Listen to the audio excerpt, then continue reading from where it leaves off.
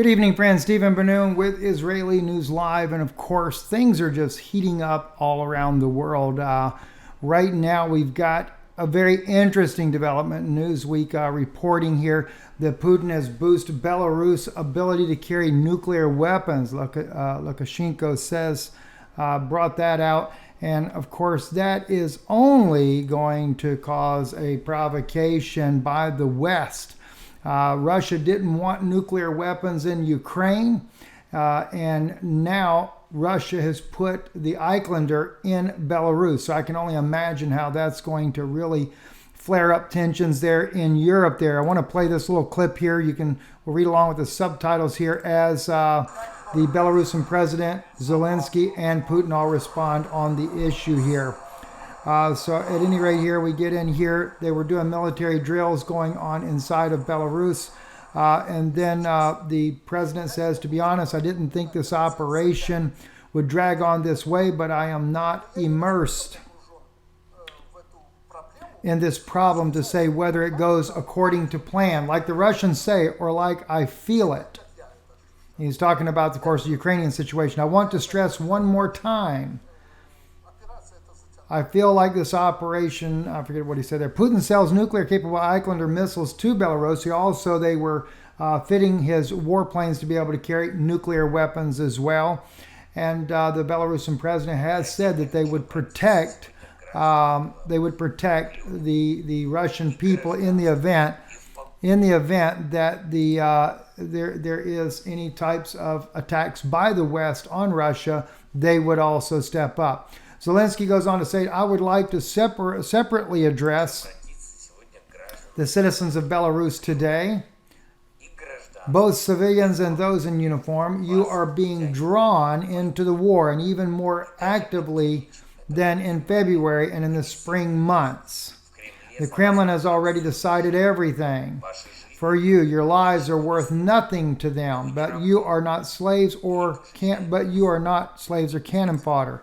Let me just kind of share something about this that really concerns me when Zelensky is speaking here.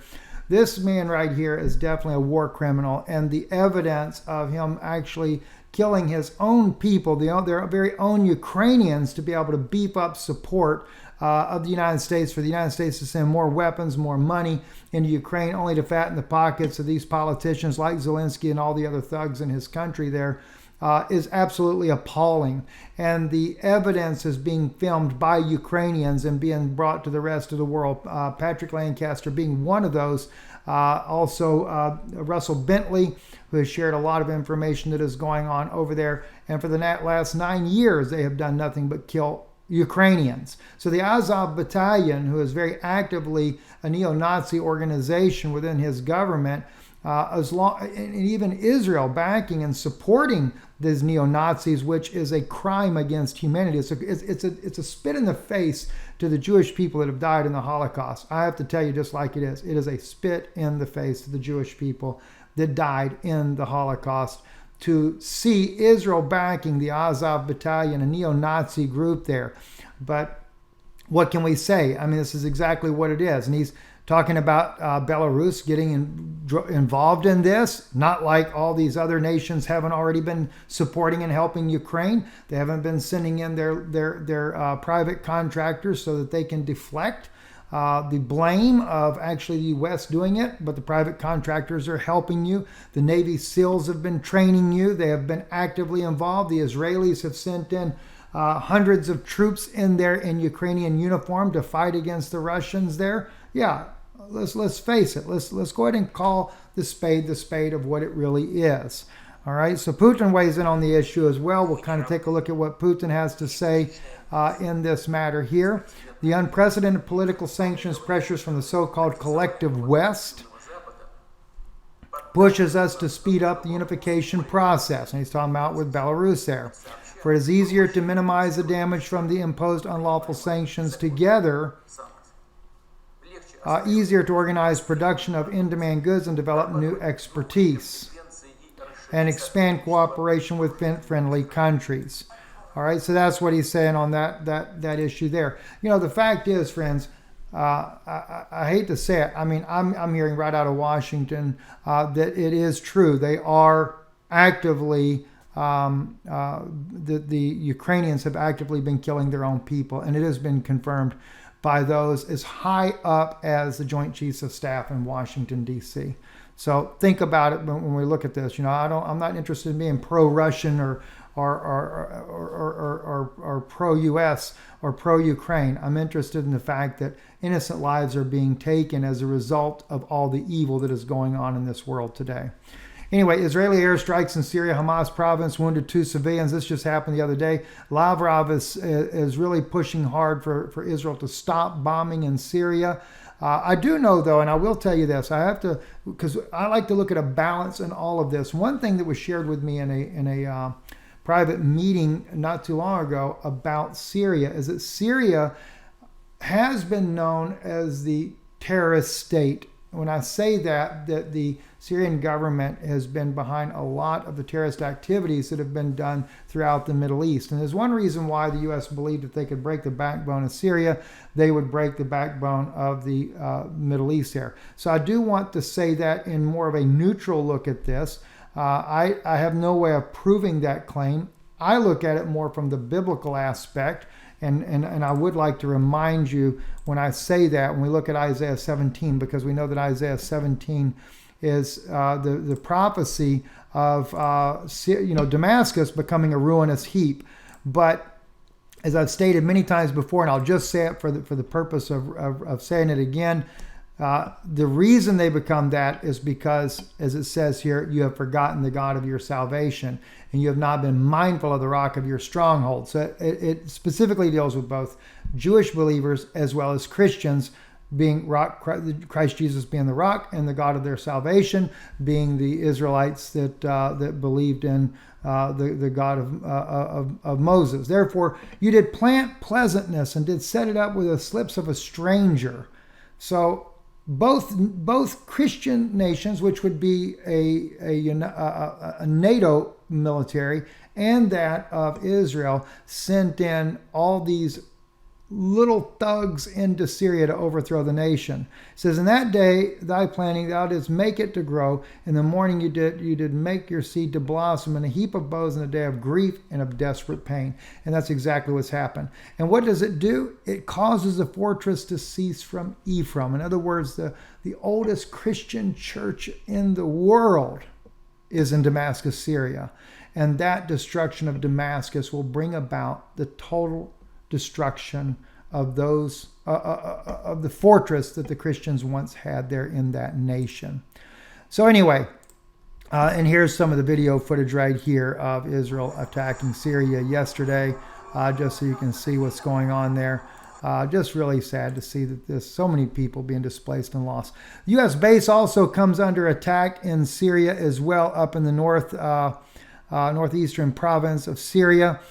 They say several people were wounded. There are other reports that are saying that U.S. soldiers have died in that attack, just so you're aware of that. This is the U.S. Responding to that with, they said it was Iranian militias that were doing that. They were launching attacks. 14 missile strikes were carried out in the territory of the Iranian military facilities.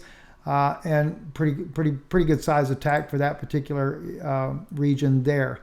Also, for the first time, Russia publishes photos of its jets flying over U.S. bases in Syria, including Derek and Himo bases of Hasaka, countryside in northeastern Syria. And of course, this is the areas also that came under attack. But, Russia actually zooming in right there on our bases there. Imagine that right there, showing what they have, gathering their intel, etc., and sharing that with the world. This was kind of funny to watch. I wanted to share this with you guys. This was the Saudi defense minister. He arrived at the Chinese embassy in Riyadh to celebrate the Chinese New Year. Apparently, the Chinese forgot to inform the Saudi Arabian minister or his staff that there would be firecrackers to welcome him. So I want you to watch this. It's really kind of cute what happens here. Let's watch this for a moment here.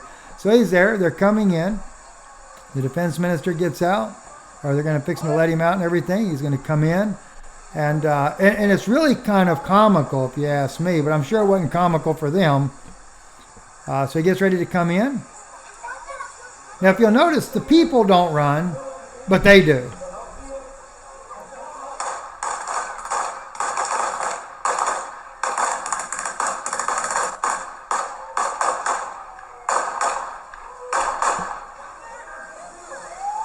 Smoke coming out of their vehicles. He can't get the door open, so why? He's going to climb through the window. Oh, gosh. I figure we have to share a little bit of humor with you guys. That was too funny. And I don't know if that's staged or not. I really don't, but it is funny. This is a little bit disturbing right here. Miss Kate Wand, and I don't know. Let me just see if that's her channel real quick there. I assume that's herself there. But she released this video here today of a euthanasia program that the Canadian medical professionals are now pressuring the mentally or physically ill, disabled, infirm, and elderly to kill themselves by euthanasia because of their burden on the healthcare system. I have no way to validate this information, but I want to play this for you so you're aware of it. So let's please listen into this and see what she has to say. Those fascist government and the socialized medical system that we have is taking a clear turn for even worse pastures. They seem to be offering now free MAID, which is medically assisted suicide, to all kinds of people. They're just offering this up, and not just offering, but pressuring people and saying, you are a burden on the healthcare system. It would be better if you die, if you take euthanasia. This is nothing short of eugenics. Now, this is something that is being reported all over. They're offering it to mentally ill people, to disabled people, to people that they consider a burden, the elderly, things like that. This is outrageous. All right, there you have it there. Just something that you should be aware of. And by the way, I do have two different Twitter accounts, and I'll put a link to this one here. When I'm on my computer, I've not been able to figure out how to get back into my main Twitter account. So just want to make sure you guys are aware of this. Well, let me get to the top of the page here. Here we go right here. Israeli News Live at Stephen Ben-Nun. Just so you're aware of that. I know a lot of people follow us on the other one. Not many people are here. And I would love to be able to get signed into my original one there that I have, because I do like the original one much better, because we do have a lot of people there. But if you're wanting to follow us there on Twitter, I'm on this one quite frequently as well. Anyway, I'm Stephen Ben-Nun. You're watching Israeli News Live. Thank you for listening. Don't forget to check out our Patreon channel. We've loaded up yet another message here, a couple of them this past week. So you might want to check those things out. We're trying to do a little bit more in-depth reporting there. And I am really wanting to do a teaching right now. It's heavily on my heart. And we're going to probably be going back to the book of Jude again. And some things that I've picked up in there that are very disturbing. Stephen Ben-Nun with Israeli News Live, and blessings to you today.